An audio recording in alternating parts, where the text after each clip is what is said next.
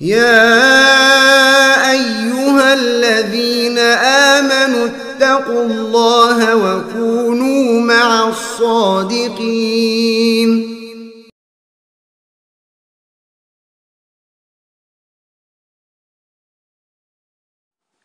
Allah menyatakan innal ladzina qalu rabbuna Allah tsumma istaqamu fala khaufun 'alaihim wa lahum yahzanun ulaika ashabul jannah khalidina fiha jazaa'an bima kanu ya'malun.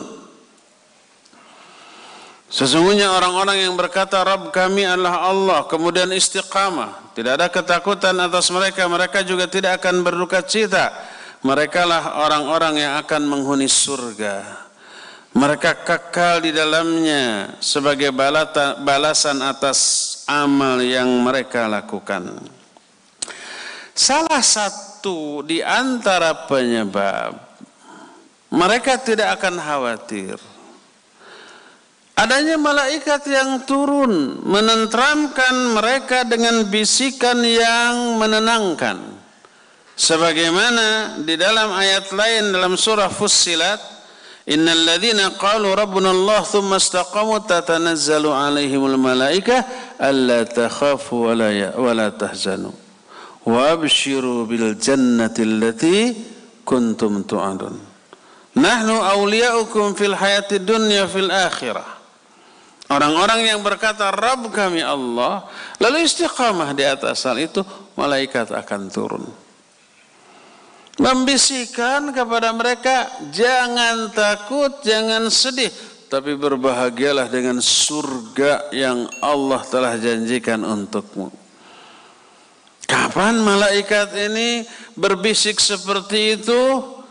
Para ulama ahli tafsir di antara Imam Ibnu Katsir menyatakan di 4 momen. Salah satunya adalah ketika mau mati. Orang mau mati takut loh, khawatir loh. Bagaimana keluarga yang ditinggalkan? Bagaimana nasib dia di alam kubur nanti? Belum tahu, tapi yang jelas alam kubur itu mengerikan. Sempit, gelap, nanti didatangi 2 malaikat munkar nakir yang menakutkan. Disebutnya juga munkar dan nakir. Sumya munkara lianna kulla man ra'ahu angkarahu. Disebut munkar karena semua orang yang melihatnya mengingkari saking takutnya. Disebut dalam hadis dari Al-Bara bin Azib, thumma yaji'u malakan azraqan aswadan. Lalu datang ke orang yang sudah dikuburkan 2 malaikat yang hitam kebiru-biruan. Bayangkan, syadidal intihar, dahsyat sekali bentakannya. Imam Al-Qurtubi dalam kitab At-Tadhkirah ketika menerangkan syadidal intihar, apabila bentakan munkar nakir dilakukan kepada orang yang hidup di dunia, niscaya seluruh tulang ini copot dari sendi-sendinya. Ruk saja amruk seperti ban kempes. Saking dahsyatnya itu bentakan. Ini dilakukan di alam kubur. Kebayang. Setiap orang yang mati khawatir. Juga sedih terhadap apa yang ditinggalkan, sedih terhadap masa depan datangnya. Saat itu turun malaikat. Bagi orang yang istiqamah, membisikkan jangan takut, jangan sedih, tapi berbahagialah dengan surga yang memang dijanjikan untukmu. Nahnu awliya'ukum fil hayati dunya fil akhir. Kami pelindung-pelindung kamu, baik dalam kehidupan di dunia ataupun dalam kehidupan di akhirat. Jadi salah satu di antara wujud iman dan amal soleh yang menyebabkan orang masuk ke dalam surga adalah istiqamah. Di ayat lain Allah menerangkan salah satu di antara penyebab orang masuk ke surga, dan ini termasuk wujud iman dan amal soleh, adalah rasa takut kepada Allah. Ketika di dunia takut terhadap murka dan azab Allah. Takut ini berefek pertama, dia mengerem diri dari hawa nafsu. Dia mengerem diri dari dosa dan maksiat, dari semua kesalahan dan penyimpangan. Dia tahan. Orang yang seperti itu Allah janjikan surga. Dalam satu ayat Allah menyatakan fa'amma man khafa maqama rabbih wa nahan nafsa anil hawa fa innal jannata hiyal ma'wa. Adapun orang-orang yang takut, man khafa, takut terhadap maqama rabbih. Yang dimaksud maqam di sini disebutnya isim zaman. Bisa juga isim makan. Karena isim zaman dengan isim makan ini lafadznya sama. Bisa tempat, bisa waktu. Bisa tempat berdiri, bisa waktu berdiri. Maqam rabbih adalah waktu atau tempat ketika dia berdiri di hadapan Allah pada hari kiamat. Takut ketika berjumpa dengan Allah, Allah murka. Takut ketika bertemu dengan Allah, Allah itu marah, mengazab kita, menghinakan kita. Takut. Kebayang rasa takutnya sejak kita masih hidup di dunia. Siapa orang yang takut kepada saat ketika dia berdiri di hadapan Allah? Wa nahan nafsa 'anil hawa, dia tahan dirinya dari hawa nafsunya. Karena takutnya kepada murka dan azab Allah. Apa kata Allah? Fa innal jannata hiyal ma', surga itu tempat kembali dia. Bahkan dalam surah Ar-Rahman 2 surganya waliman khafa maqama rabbih jannatan. Dan bagi orang yang takut kepada saat ketika dia berdiri di hadapan Allah, bagi dia akan disiapkan 2 surga. Fabi ayyi ala'i rabbikuma tukadziban. Ini wujud rasa takut, salah satunya menahan diri dari dosa, menjauhkan diri dari maksiat. Dijamin orang itu surga. Allah yang menjaminnya, bukan saya. Saya hanya menyampaikan. Bentuk lain dari rasa takut yang menyebabkan dia masuk ke surga tidak tersentuh oleh api neraka adalah menangis. Dan Syekhul Islam Ibn Taimiyah rahimahullah, menangis ini zikirnya mata kepada Allah. Wa zikrul ainain al-buka min khasyatillah. Zikirnya kedua mata itu menangis karena takut kepada Allah Azza wa Jalla. Setelah berbuat dosa, introspeksi diri, aduh saya melakukan dosa. Ingat, dosa bukan hanya melanggar apa yang Allah haramkan. Bukan hanya melakukan apa yang Allah larang, itu jelas dosa. Tapi dosa bisa juga lahir karena kita mengabaikan perintah yang wajib. Apa dikira setiap sholat kita tidak melakukan dosa?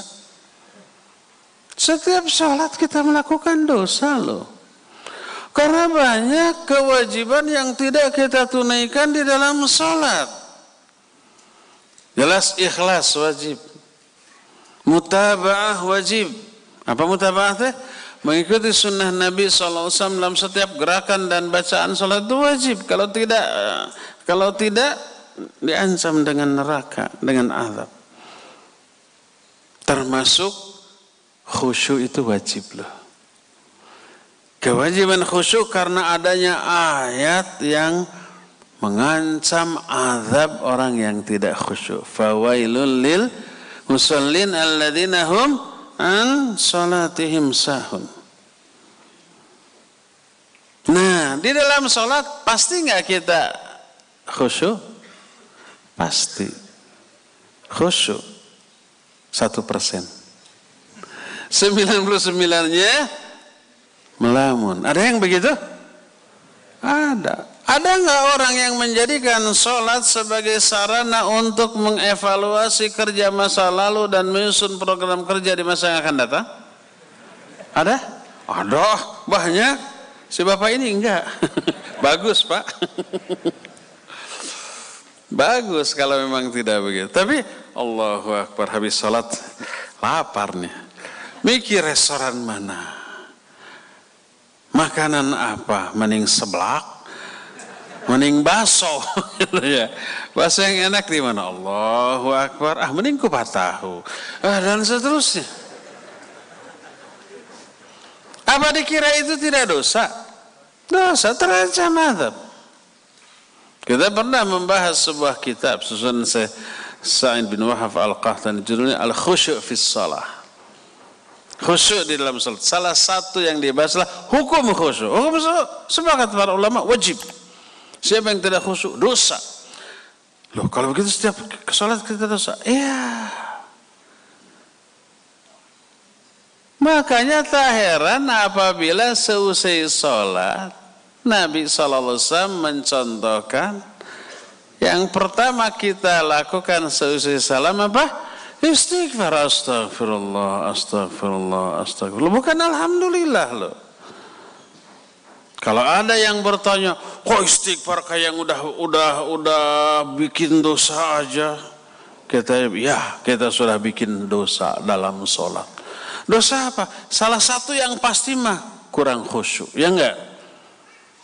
Nyaris tidak ada orang yang khusyuk 100% dari awal sampai akhir. Zaman sekarang, kalau zaman baheula mah banyak. Kebetulan setiap Kamis sore kalau di Bandung saya ada kajian A'malul Qulub. Sekarang sedang membahas masalah khusyuk dan sekarang sudah sampai pada bab kekhusyuan para sahabat dan para ulama ketika sholat. Itu sampai ketika sholat dicocok teh apa ya? Bukan digigit, sebab bukan dengan gigi. Disengat apa ya? Ya pokoknya ya nggak apa-apa lah kebapain. Digigit dengan binatang kumbang yang beracun, nggak ngerejat, nggak apa. Setelah selesai baru bengkak. Ini apa bengkak? Ternyata ada binatangnya masih ngigit di sana. Kenapa kamu tidak langsung diambil aja itu si kumbangnya? Saya nggak tahu, nggak ngerasa. Tiba-tiba bengkak karena beracun. Saking apanya? Saking khusyuk. Seorang ulama lagi mau sholat, dia bilang, silahkan kalian bebas mau ngomong apapun, mau tertawa, mau berlaku apapun, saya mau sholat. Kenapa dia ngomong gitu? Sebab semua yang terjadi di sekitarnya tidak dia dengar, tidak dia sadari karena fokusnya kepada apa yang dia baca di dalam sholat. Kekhusyuannya itu mencapai seperti itu loh. Tapi ini hanya menjadi khobar kana, cerita masa lalu. Zaman sekarang nyaris tak ada.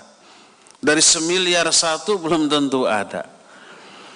Oleh karena itulah maka tidak heran lebih banyak dosa karena meninggalkan atau mengabaikan perintah daripada melanggar yang haram. Nyaris kita nggak mungkin tergoda dengan mabuk, dengan judi, dengan zina kayak gitu. Nyaris lah enggak.